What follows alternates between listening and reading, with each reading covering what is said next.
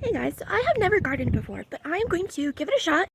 I got these 2 cans of seeds, but right now I'm probably going to be focusing on the cosmos and see if it works.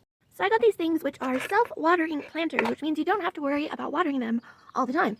So what happens is it comes off like that, and you fill that with water, and then once it's back in, all you gotta do is fill water through that spout right there. I am very bad at remembering to water plants or to take care of things. So from my limited understanding from online, you put the potty mix into the pots, you moisten it with a bit of water, then you plant 2 seeds, sometimes 3, into one hole, and then you water it until water comes out. After that, you just have to keep the bottom part of the self-watering tray filled.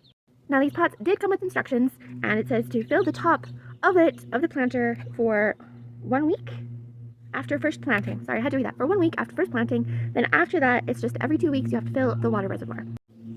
So let's get started. I'm gonna put these on the ground when I put water in them. Alright, so I put the soil in and I pre-watered it, so now it's time to make the holes. And I don't really have like a rhyme or reason of them. I'm just kind of putting 2 or 3 in one hole like it says.